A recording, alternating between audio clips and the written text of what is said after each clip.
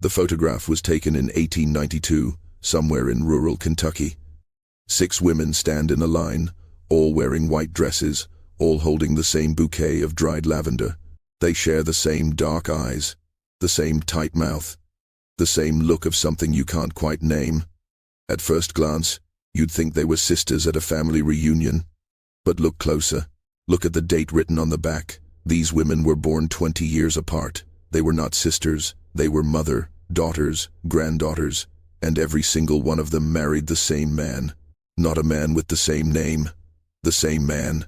Their father. This is the story of the Harrow family, a bloodline that should never have existed. A tradition so disturbing that when it finally ended, it didn't end with justice. It ended with a girl running barefoot through the woods at midnight, dragging a suitcase she'd packed in secret, praying she'd make it to the train station before her father woke up. Her name was Iris Harrow, and she was the first woman in 4 generations to refuse. But before we go any further, let me say this. What you're about to hear is real. It's documented, and it's been buried for over a century. Not because people didn't know, but because no one wanted to believe it. Hello everyone. Before we start, make sure to like and subscribe to the channel and leave a comment with where you're from and what time you're watching. That way, YouTube will keep showing you stories just like this one. This is not folklore. This is not exaggeration. This is the kind of story that makes you wonder how many other families like the Harrows existed in America's forgotten corners, where isolation became a kind of law and bloodlines became prisons. The kind of story that reminds you, just because something happened a long time ago doesn't mean it didn't happen at all. The Harrow family lived in the hills of eastern Kentucky, in a place so remote it didn't even have a name on most maps. They owned land, they had money, and they had a secret that everyone in 3 counties whispered about but no one dared to say out loud. Because in places like that, in times like those, silence was survival, and the Harrows made sure everyone stayed silent. His name was Ephraim Harrow, and he was born in 1843, just 2 years before the end of the Civil War. He inherited 400 acres of timberland from his father, along with a stone house built into the side of a hill, and a reputation for being what people back then called peculiar. He didn't drink, he didn't gamble. He attended church every Sunday, sitting in the same pew, reading from a Bible he'd annotated himself in tiny, cramped handwriting. The preacher never questioned him. No one did. Ephraim married for the first time when he was 21 years old. Her name was Adelaide, and she was 16. They had a daughter in 1865. They named her Constance. Adelaide died 3 years later, during the birth of a second child who did not survive. The town mourned her briefly. Ephraim did not remarry. Not right away. But when Constance turned 14, something shifted. People in town began to notice that Ephraim no longer introduced her as his daughter. He introduced her as Miss Harrow. He bought her dresses meant for a woman twice her age. He had her hair done in town, styled like a bride's. And when she turned 15, in the summer of 1880, there was a ceremony. It was small, private, held at the Harrow estate with no guests, no preacher, and no record filed at the county courthouse. But everyone knew. A ceremony had taken place. And after that, Constance Harrow was no longer called his daughter, she was called his wife. She bore him 4 children, 3 daughters and 1 son. The son died in infancy. The daughters survived. Their names were Evangeline, Dorothea, and Iris. They grew up in that stone house on the hill, raised by their mother who was also their sister, taught by their father who was also their grandfather. They were homeschooled, they were isolated, and they were told, from the time they could understand language, that this was how it had always been, that the Harrow bloodline was sacred, that God had chosen them to remain pure. When Constance turned 32, she became ill.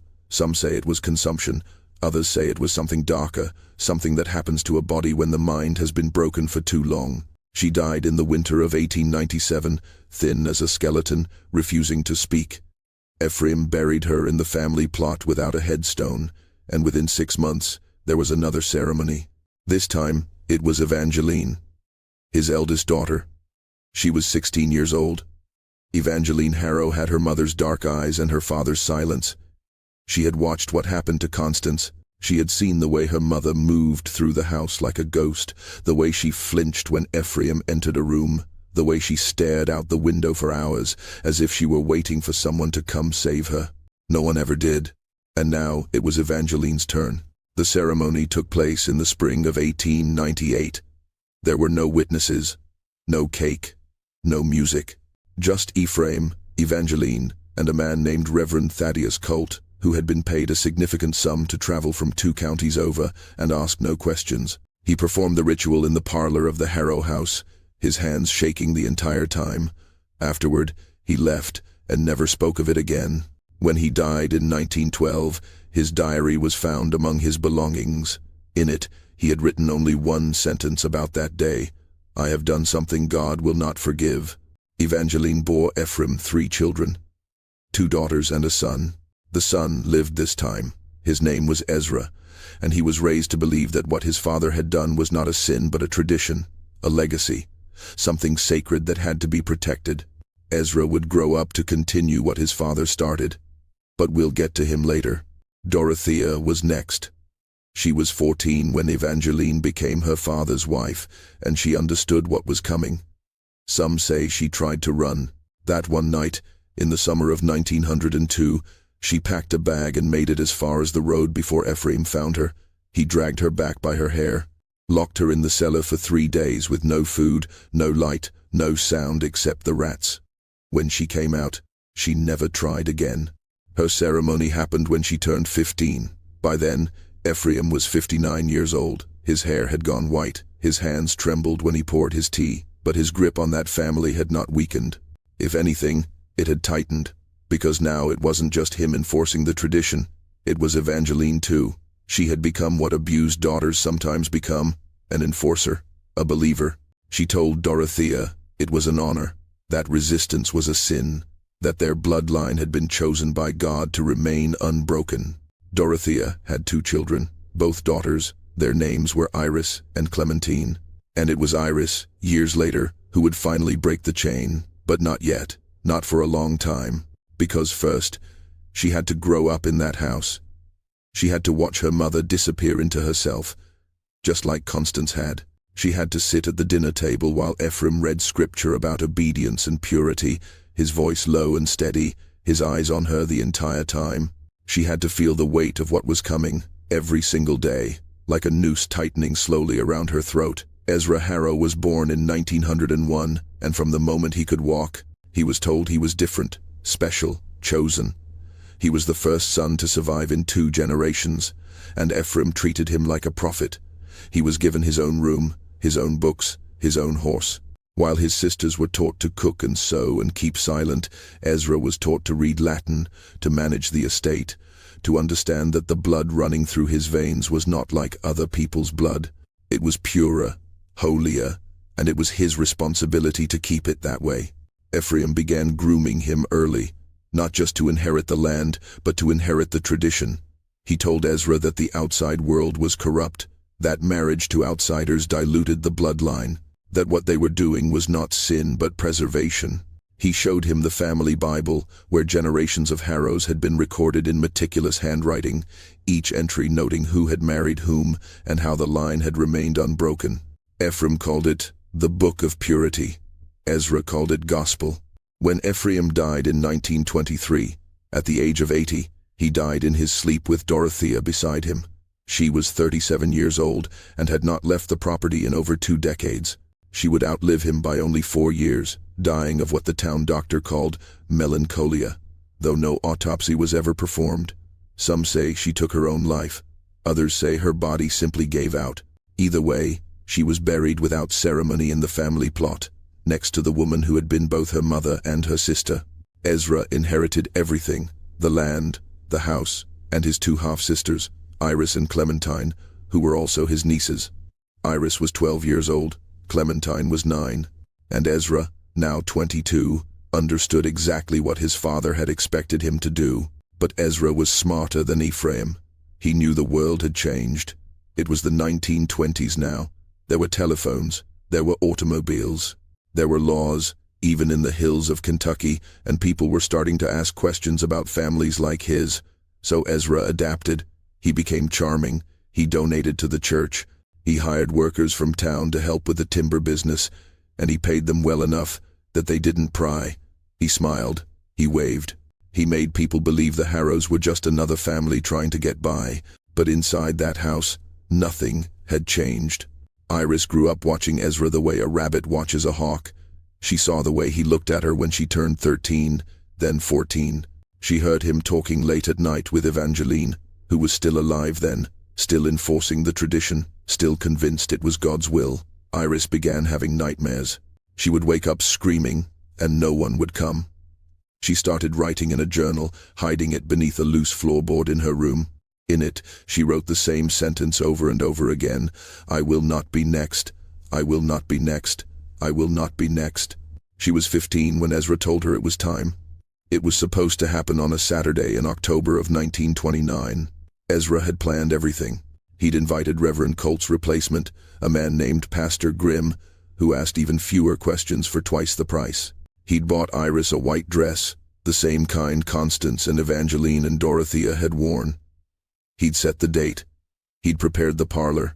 And he'd told Iris, in that calm and steady voice he'd learned from his father, that resistance would only make things harder for her, that this was her purpose, her destiny, that every woman in the Harrow family had walked this path. And she would too. Iris said nothing. She nodded. She ate her dinner. She went to her room, and Ezra believed she had accepted it, the way the others eventually had. But Iris had been planning too. For 2 years, she had been stealing, small amounts, a few dollars from Ezra's desk drawer, coins from the kitchen jar, bills from his coat pocket when he came home drunk, which was happening more and more often now that Ephraim was gone. She'd been hiding the money in her journal, between the pages, smoothing the bills flat so they wouldn't crinkle. She had $43. It wasn't much, but it was enough. She also had a plan. There was a train that came through the town of Harlan, about 11 miles south, every Sunday morning at 5:30. If she could make it to that train, she could go north, maybe Louisville, maybe further. Somewhere Ezra couldn't follow. Somewhere the name Harrow meant nothing. On Friday night, the night before the ceremony, Iris packed a single suitcase. One dress, one pair of shoes, her journal, the money, a photograph of her mother, Dorothea, taken before everything, when her eyes still had light in them. She didn't pack anything else. She didn't want to carry the weight. She waited until 2 in the morning. The house was silent. Ezra was asleep in Ephraim's old room. Evangeline, now 47 and sick with something the doctors couldn't name, was asleep down the hall. Clementine, Iris's younger sister, was in the room next to hers. Iris thought about waking her, thought about bringing her along. But Clementine was only 12, and Iris knew she wouldn't make it. Not 11 miles through the woods in the dark, not without slowing them both down. So Iris made a choice that would haunt her for the rest of her life. She left her sister behind. She climbed out the window, barefoot because shoes made noise. She carried the suitcase in one hand and ran, through the yard, past the family graves, into the woods. She ran so hard her lungs burned. She ran until her feet bled. She didn't look back. Somewhere behind her, a dog began to bark, then another. Then she heard a door slam, and she knew Ezra had woken up. If you're still watching, you're already braver than most. Tell us in the comments what would you have done if this was your bloodline. Ezra Harrow had inherited more than land and tradition from his father. He had inherited the belief that he owned everything inside the boundaries of that property. The trees, the stones, the women. And when he realized Iris was gone, he did not panic. He did not call the police. He simply did what men like him had always done. He went hunting. He saddled his horse. He took his rifle.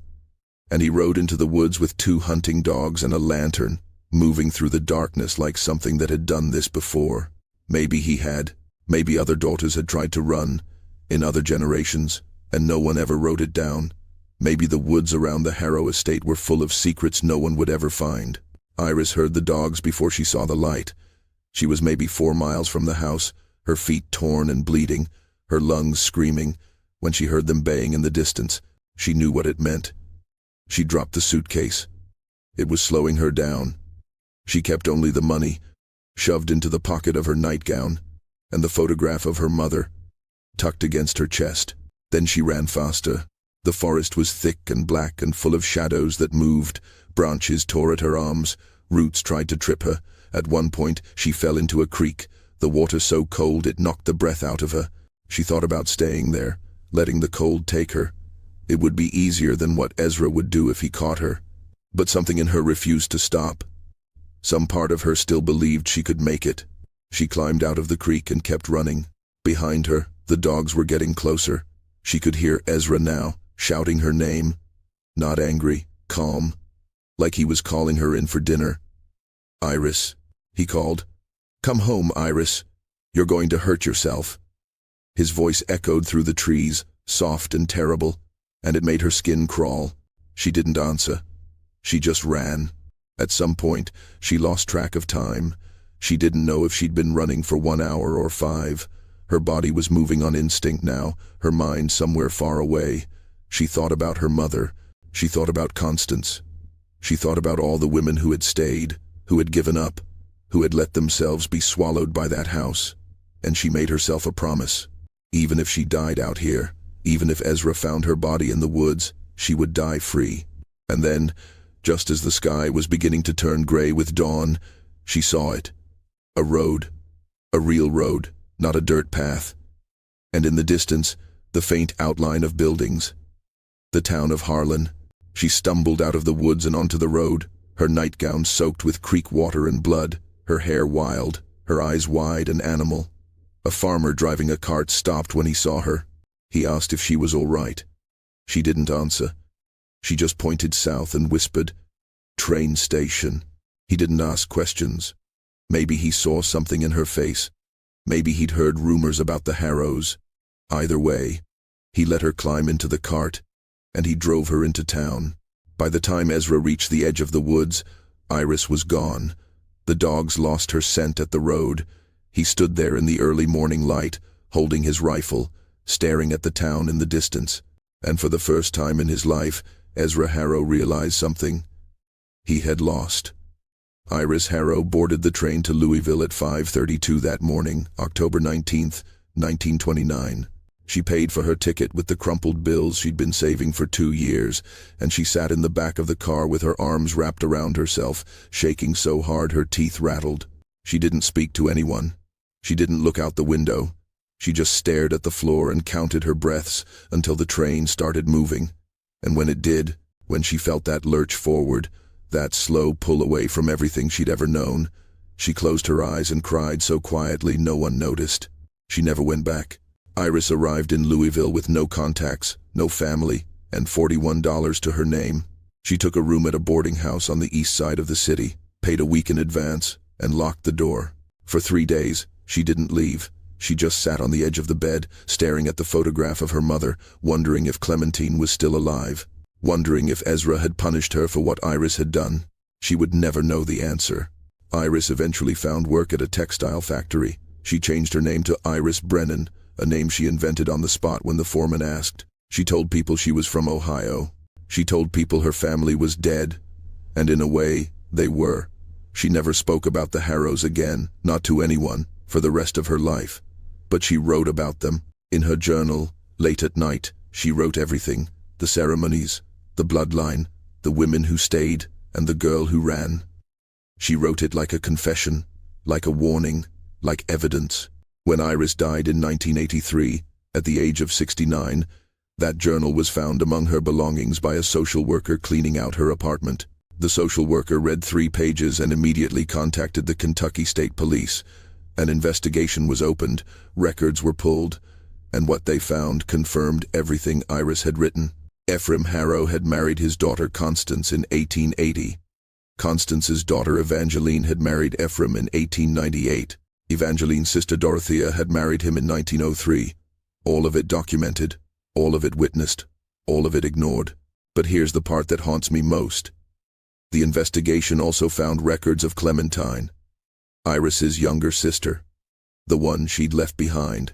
Clementine Harrow had married Ezra in 1932 when she was 15 years old. She bore him 2 daughters. She never left the property. And when she died in 1961, At the age of 41, the cause of death was listed as complications from childbirth, though she hadn't been pregnant. No autopsy was performed. No questions were asked. Ezra lived until 1974. He died at 73 years old, wealthy, respected, surrounded by people who called him a pillar of the community. He's buried in the Harrow family plot, next to Ephraim. There's a headstone with his name on it. It says, "Beloved Father and faithful servant of God." The house still stands. The land was sold off piece by piece after Ezra's death, and the stone house on the hill sat empty for decades. It's private property now, owned by someone who doesn't live there. The windows are boarded up. The graves are overgrown. And if you ask people in town about the Harrows, most of them will tell you they've never heard the name. But some remember, the old ones. They'll tell you to stay away from that place. They'll tell you it's cursed, and maybe it is. Not by ghosts or demons, but by something worse. By silence. By the choice people made, over and over again, to look the other way. Iris Harrow broke a cycle that had lasted 4 generations. She ran barefoot through the woods at midnight and made it out alive. But the cost of that survival was everything. Her sister, her name, her past. She spent 54 years looking over her shoulder, waiting for Ezra to find her. He never did. But in a way, he didn't have to. Because she never stopped running. Her journal is kept now in the archives of the Kentucky Historical Society. It's not on public display. You have to request it. And when you do, they'll ask you why. Because some stories, they'll tell you, aren't meant to be easy to find. Some stories are meant to stay buried. But Iris didn't write it to be buried. She wrote it so someone, someday, would know what happened. So the women who stayed wouldn't be forgotten. So the girl who ran wouldn't have run for nothing. This is that story. And now you know it too.